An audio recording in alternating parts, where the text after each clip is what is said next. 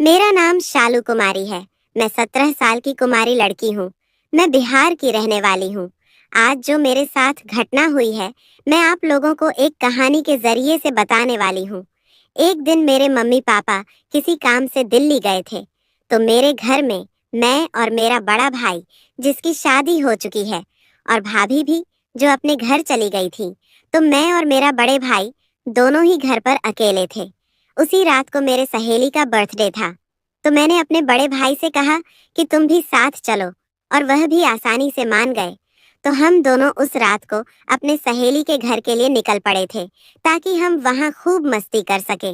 घर से हम लोग 7 बजे बजे निकले थे। कार में मैं और मेरा बड़ा भाई दोनों ही जा रहे थे। मेरे भाई की नजर मेरे पर पहले से ही थी। मेरे कपड़ों और शरीर को निहारता रहता था। जब से जवान हुई तब से ही उनकी आंखें मेरे ऊपर हमेशा रही हैं। मेरे भाभी काफी हॉट है, पर इसको कोई फर्क नहीं पड़ता। मेरी भाभी भी किसी दूसरे लड़के के चक्कर में रहती है, उसके साथ घूमती रहती है। तो जब घर में एक कैरेक्टर लेस हो, तो फिर कोई क्या कर रहा है, अच्छा कर रहा है या गंदा कर रहा है, किसी को कोई कुछ समझ नहीं आता ना। फर्क पड़ता है। मेरी मम्मी भी कभी मेरी सपोर्ट नहीं करती, क्योंकि वह खुद ही पैसों के लिए किसी के साथ भी सब कुछ करने के लिए तैयार हो जाती है।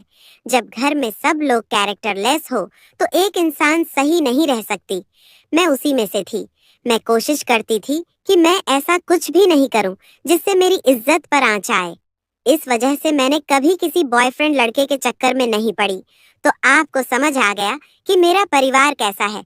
ऐसे में जब अकेला इंसान हो और उसके साथ एक लड़की हो, अंधेरी रात हो, सुनसान जगह पर कोहरा हो, तो बातें और भी आसान हो जाती हैं। वही मेरे साथ भी हुआ है। 10 बजे के करीब हम लोग यमुना किनारे वे पर थे। 1 घंटा चलने के बाद आगे जाकर काफी कोहरा हो गया था। तो भैया बोले कि कोहरा ज्यादा हो रहा है और हवा भी चल रही है, तो अगर थोड़ा देर रुक जाएंगे तो हवा कोहरे को उड़ा ले जाएगी। इस वजह से उन्होंने अपनी कार को रोड के साइड में लग दिया। साइड में हम दोनों ही कार में थे। हम लोग रास्ता साफ होने का इंतजार कर रहे थे, क्योंकि हवा चल रही थी। तभी भैया मेरी तारीफ करने लगे कि शालू, तुम बहुत खूबसूरत और हॉट हो। तुम्हारी भाभी मुझे उतना प्यार नहीं कर पा रही है, क्योंकि वह किसी और के चक्कर में रहती है। वह बात तुम्हें भी पता है। ऐसा लगता है मैं अकेला हो गया हूँ। मेरा कोई साथ नहीं देता। आजकल जमाना बदल गया है। रिश्ते तो किसी से भी बना लो, कोई फर्क नहीं पड़ता है। तुम जवान हो गई हो। मुझे लगता है कि हम दोनों को एक दोस्त की तरह रहना चाहिए। मुझे पता है तुम्हें भी जेब खर्च और पैसों की बहुत ज्यादा जरूरत है, पर उतना तुम्हें नहीं पाता है जितना होना चाहिए। तुम्हारे दोस्त रोज नए नए कपड़े पहनते हैं, ब्रांडेड जूते चप्पल पहनते हैं, पर कई बार मैं देखता हूँ कि तुम वैसे नहीं पहन पाती हो जैसा तुम्हें पहनना चाहिए।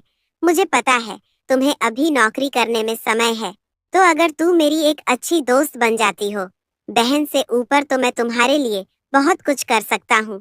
उन्होंने मेरे दिल की बात सुन ली थी। दोस्तों, वह सच बोल रहे थे। मुझे लगा ये ठीक बोल रहे हैं।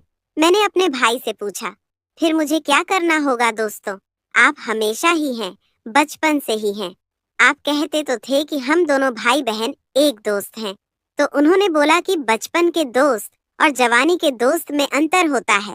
तुम कितनी मस्त हो। तुम्हारा कोई बॉयफ्रेंड भी नहीं है।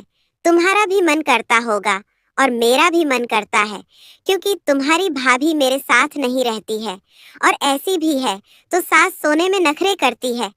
तुम समझ रही हो मैं क्या बोल रहा हूँ? उन्होंने ऐसा कहा। मैं समझ चुकी थी कि वह मुझे फंसाना चाहते हैं। मुझे लगा कि घर की बात घर में रह जाए, और मेरा काम भी बन जाए, और मेरे भाई का काम बन जाए, तो इससे बढ़िया बात और क्या हो सकती है। मैं अपना सर झुकाया। भाई समझ गए कि मैं हाँ बोल रही हूँ। उसके बाद भाई ने कार में ही मेरी बदन को धीरे धीरे सहलाने लगे।